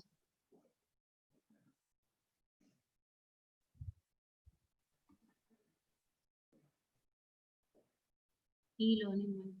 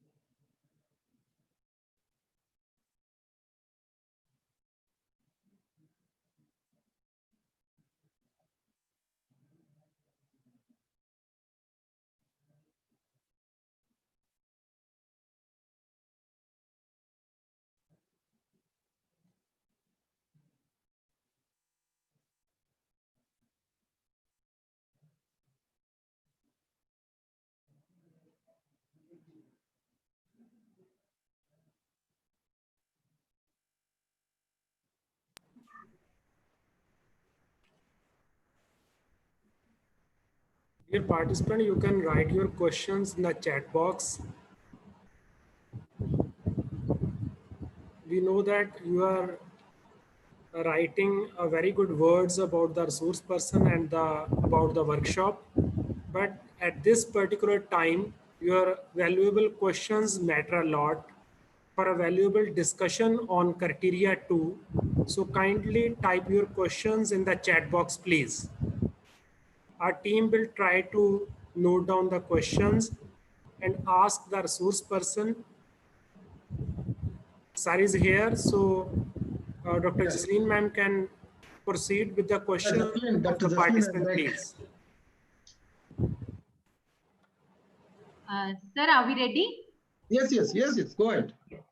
So the first question, it comes from Mr. Varun Goel. He is talking about the metric 2.4, which mentions about the number of posts and teachers working against posts. His question is, what will the college do if the government has banned the recruitment? Like, for example, in the state of Punjab, how do we work upon the ratios because they fall down drastically? Okay, see, my point is, see, we look for quality assessment of institute. I remember we have written, and whenever we used to conduct program with the government, we used to tell them for recruitment also, if you have contract faculty members, right? See, suppose if you have taken some faculty members on contract, those contract faculty members you can add as full-time. As I mentioned, please look at the glossary. If some teacher is teaching more than 90% of lecture or 95% of lectures, they can be considered as the full-time teachers. We have taken care of this. We know the problem in some of the states, but we have taken care and we have included that contract faculty members also you can include. If you say that we don't have contract faculty members also, if that is the case, how the students will get training from the faculty. I mean, there are 2,000 students with 20 faculty members.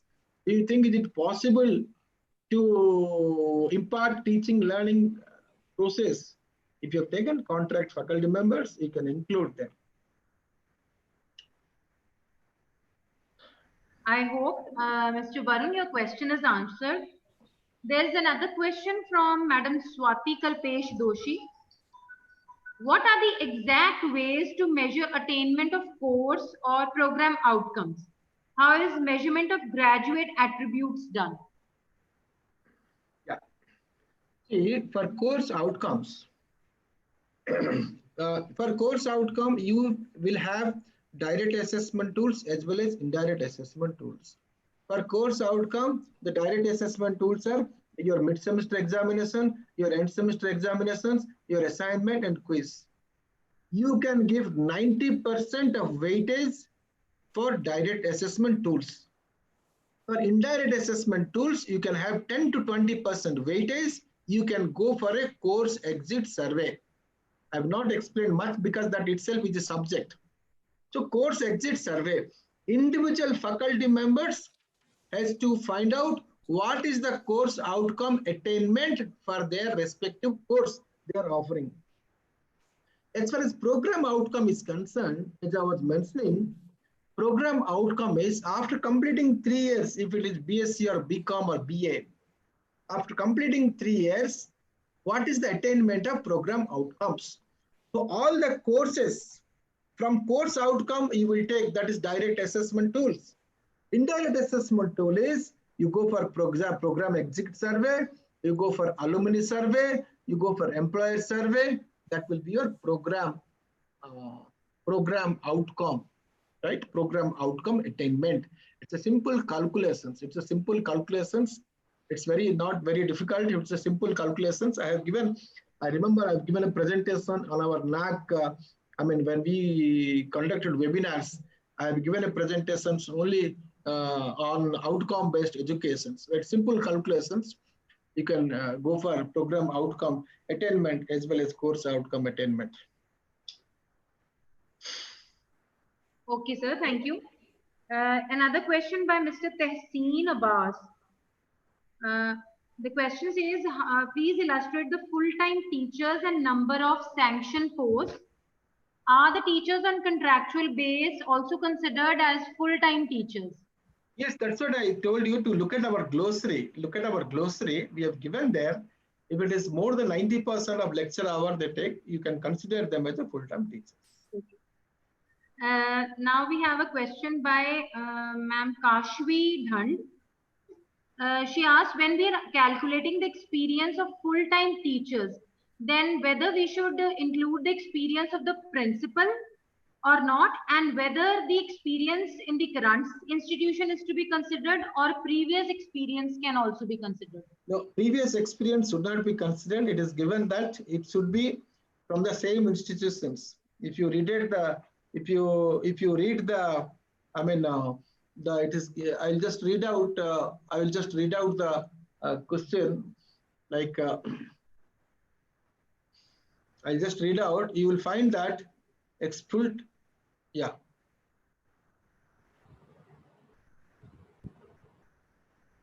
See, this is basically average percentage of, okay, this is not, average teaching 2.4.3. 2.4.3 says average teaching experience of full-time teachers in the same institutions. That means sum of total experience of full-time teachers in the same institution divided by number of full-time teachers. Okay, this is just to try to know what is the retention rate of the college. We expect that a teacher should continue in the institute for a long time. Then only he can impart quality educations. Then only he will be involved in the education or involved in the development of the institutions. So the experience of the teachers in the same institutions, as far as the principal is concerned, if the principal is also taking some course, so you can include the experience of the principal also in that particular institute. There's nothing wrong.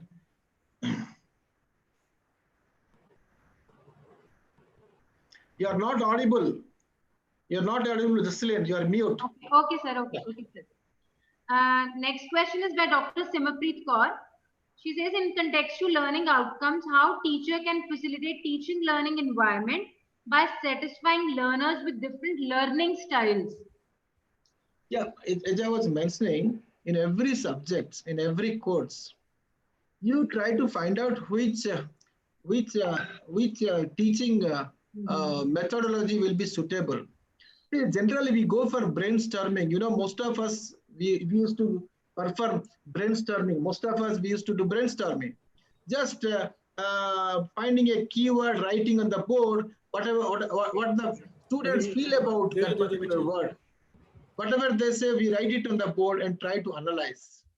My point is, I mean, you can conduct one at least in a 40 or 50 hours of lecture. Some group discussions you can have. You can have some you can give some problems. Tell the students to work to do the problem in a group.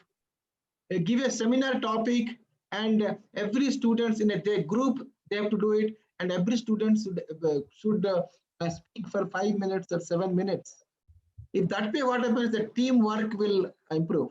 Okay, you can develop teamwork among the students. So a quiz, you can conduct a quiz examinations for the students. Some kind of games, you can write this snakes letters, that games I told you, write some keywords. So student will participate and they will feel interesting and in the learning process.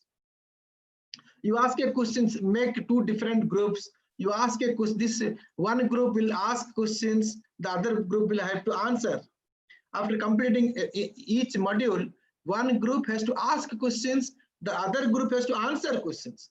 Again, the other group will ask questions, the other group will answer. That way you can do it. Like student participation. What I mean to say is participation of students in the learning process. Yes, Jocelyn. Yeah, Dr. Jocelyn Kaur, please go ahead. Another question is from Madam Satwinder Kaur. She has a relevant question. She says, what about the financial condition of the institution? If the financial condition is bad, will it have a bad effect on the NAAC accreditation? And also, if the strength of the students, because it is falling very drastically these days, what impact will it have on the accreditation process? See, it's all about if the financial condition is poor, there is nothing to relate with teaching learning, because teaching learning doesn't require any financials. Okay. Only you need is whether you have LCD facilities, whether rooms are fitted with projectors. Apart from that, rest everything you can do it. Faculty, PhD qualifications of faculty, publication of faculty members, teaching methodology practiced by the faculty members, program outcomes, course outcomes, mentor-mentee, all those things, they don't require any kind of finance. Only in one question, possibly, whether your rooms are fitted with LCD projector. Rest other metrics, you will get full marks, you will get if you do quality work. But please look at our extended profile. If you read our manual, please look at our extended profile. Whatever we have given in the extended profile, we collect number of students, we collect number of faculty members, we collect number of programs you're offering, we collect the reservation, how many seats are earmarked for reservation. So that will go as a denominator as far as metrics are concerned. Extended profile, whatever it is there, that will go as a denominator, right?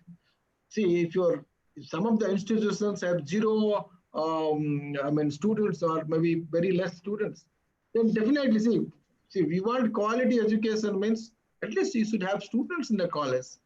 That's very important. Okay, drastically low means what? You mean to say 0 or 5 or 10 or whatever it is. I mean, if it is very low, maybe some institutions, engineering institutions have got zero admissions. But please go to our the extended profile, try to find out and try to check what is the institution's response. Yes. Sir, next query is regarding metric 2.5.1.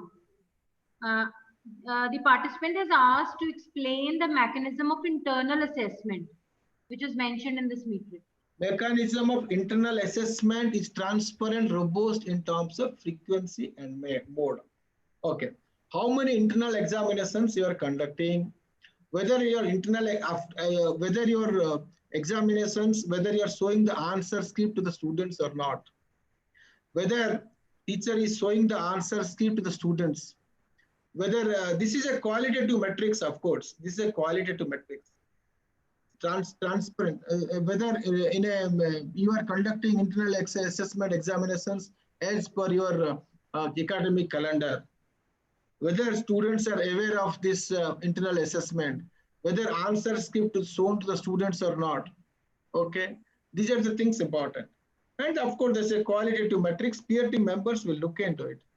Mechanism of internal assessment is transparent. Whether, I mean, 1 week or 10 days before you are declaring that there will be internal assessment examinations.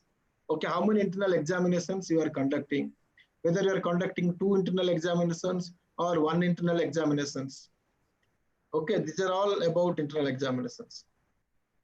Okay. Of course, in qualitative metrics, when the peer team members will go to the institute, they will look for this, the process. They will go to the, I mean, whether you write on the blackboard the questions or you give a question paper to the students to write the internal examinations.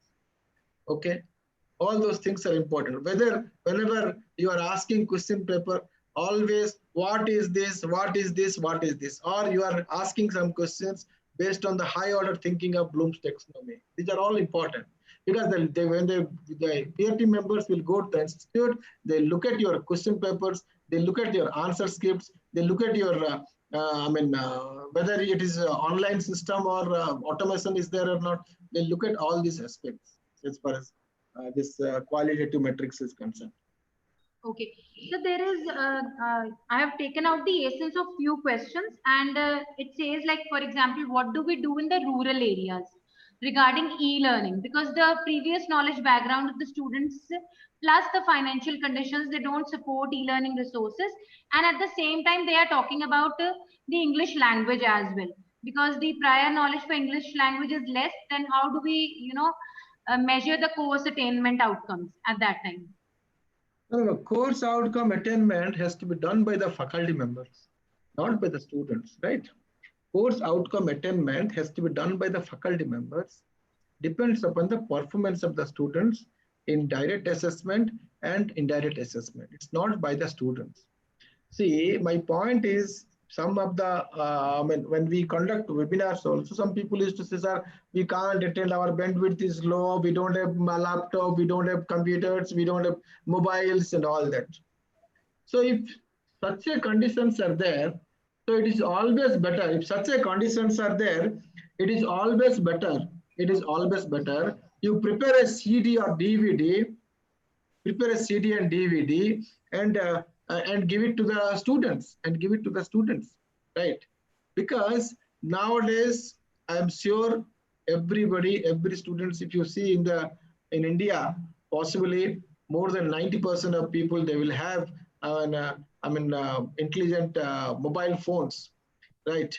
But still, if that is the case, you give only what you can do is you give the CD to them, put it in your website. Only that is the learning. We expect that, see, these situations, can we tell our students to backlog for one particular year? Is it possible? It is not possible. We should run the show. Okay, we should teach the students remotely. We can't make them wait for one more year till this corona be over.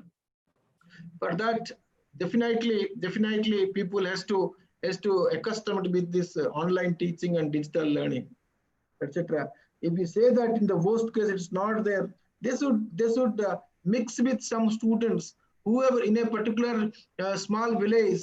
Maybe some students, maybe some of their friends, they will have a mobile phones, they will have a one laptop. All 10 to 15 people will go there, sit and learn. That is my say. That is only collaborative learning or team learning. At least one student will have laptops with internet connectivity. All of them can go and learn. That only is the required solution for this. Okay. Sir, Mr. Gautam wants to know, like if we consider inter-organizational activities and intra-organizational activities, which will contribute more to NAAC score? No, that I'll tell you, please look at the metric. Right. In which metric what we have asked. Because most of the metrics are, quantitative metrics and less numbers are almost 70% is quantitative metrics. Please look at the metric. In that metric, what we have asked. If you talk about, say, inter-organizational, intra-organization, please look at the metric and what is the question. That is important, rather than inter-organizational or intra-organizational. Okay, sir. Both the things are Madam Shelley wants to know why in the manual for teacher education institutions, criteria 2 is so much different and it is so much elaborated. Why this discrepancy is there between the manual for other institutions and for TEI? No, on the manuals, sir, why criteria 2? All of them are, research is also clearly mentioned, infrastructure is also mentioned, best practice is also given, and governance is also given, curricular development is also given, your curricular aspects. Everywhere we have given very clearly the matrices. Possibly I have taken more slides to explain teaching learning. That might be different. I've explained more about teaching learning and what makes a good teacher and learner, all that. But everywhere, as far as our manual is concerned, we have given equal weightage for understanding of matrices and understanding the manual, not only for teaching learning. Sir, one question is there regarding the class strength. They say practically we have a class strength of 100 to 150 students. Then how do we use methods like participatory methods there? And how can we maintain that ratio of 1:10 or 1:20? So in that case, what you can do is at least in one particular lecture, let 20 students participate. Other can be a spectator. At least at least once, if you want once students should participate, 20 students participate in one class. Other class, another 20 students, you take some students and participate. Other can observe the class. My point is they should get a feeling of participating in the learning process. There are 120 students also. Take 20 students, take a sample 20 students, let them, the others, let them see what is happening. Then later on in some other class, you can tell the other students to participate. And that way you can do it. As far as teaching, as far as teaching ratio is concerned, we have standards of standard teaching student ratio. That is important. Standard teaching student ratio is there, right? That is important. If you have number of teachers are less, number of students are more, do you think is it possible to impart quality education? We are not a regulatory authority. We are assessment and accreditation. We are trying to find out what quality is, quality concern about your institutes, what way we can assess and accredit your institute. In that case, definitely you should take some little pain to recruit faculty members, do some activities. That's important. Sir, related to what you are answering, there's a question. What is the ideal mentor-mentee ratio and teacher-student ratio?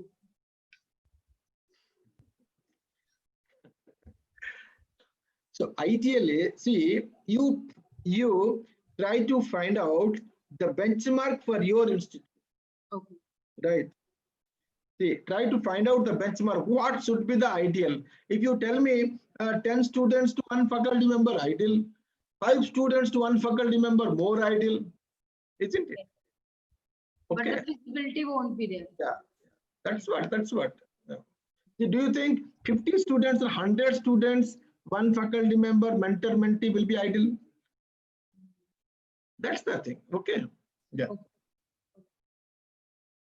Sir, one question, though the question is not very clear, but it has a point. It says NAAC assessment is for higher education institutions.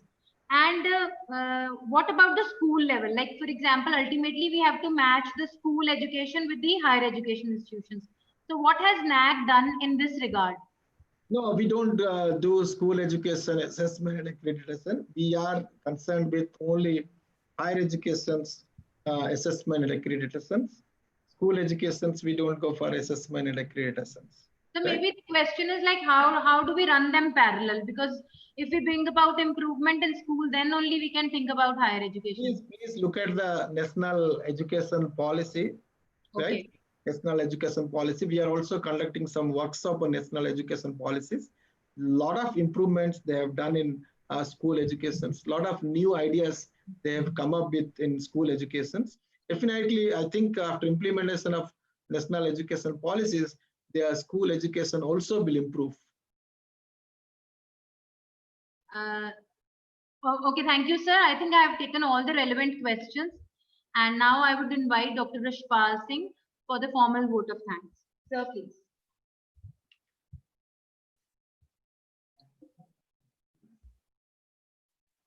Thank you, Dr. Jasleen. On behalf of management, principal, members of the Mentee College, staff of G.H.G. College of Education, Gurusar Sadhar, we thank you, Professor Amiya Kumar Rath, so much for exploring deeply the content of criteria 2, that is teaching, learning, and evaluation of NAAC RAF. Respected sir has explained each and every aspect of this criteria. I hope all the participants have benefited from today's session, and it will be of practical help in preparing self-study reports, bringing an overall improvement in teaching, learning, and evaluation at individual as well as at institutional level.